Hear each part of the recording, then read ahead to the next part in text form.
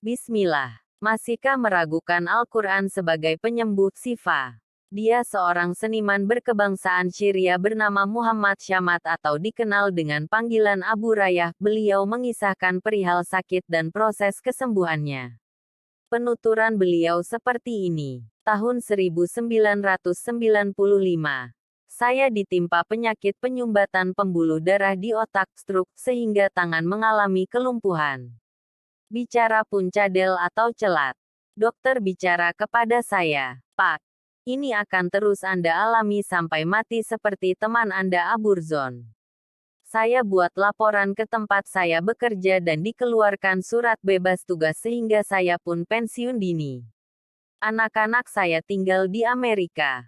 Mereka mengajak agar saya tinggal di sana. Saya pun pergi ke sana dan tinggal bersama mereka. Selama 4 bulan saya terus berlatih. Dokter di sana berkata kepada saya, "Dia orang Yahudi. Coba bayangkan. Apakah Anda seorang Muslim?" Kurung siku tutup. Saya jawab, "Iya. Saya seorang Muslim." Dokter Yahudi itu berkata lagi, "Bacalah Al-Quran. Niscaya bicara Anda akan kembali normal." Saya pegang ucapan itu sampai saya pulang ke rumah. Dan saya terus bersama Al-Quran. Sebulan. 2 bulan sejak hari itu sampai sekarang. Saya tidak pernah meninggalkan Al-Quran. Kenapa? Karena 3 bulan setelah rutin membaca Al-Quran, saya bisa bicara seperti yang Anda lihat sekarang.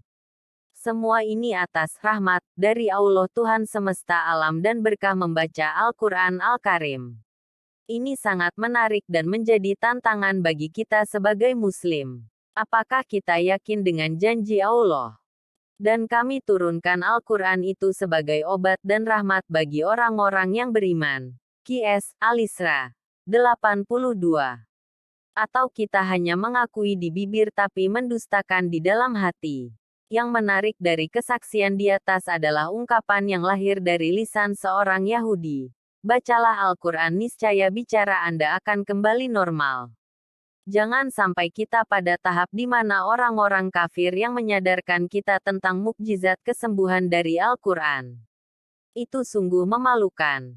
Saudaraku, padahal jauh-jauh hari, Allah sudah mengingatkan kita melalui lisan Nabi, para ulama dan dai. Semoga testimoni sang seniman di atas dapat membukakan mata hati kita terbangun dari tidur panjang dan mulai sadar betapa dahsyatnya Al-Quran sebagai syifa, untuk menyembuhkan semua penyakit. Ayo bantu sebarkan. Sebagai amal jariyah. Garis bawah.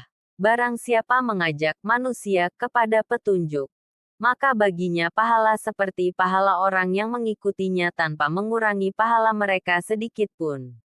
Hari Muslim garis bawah.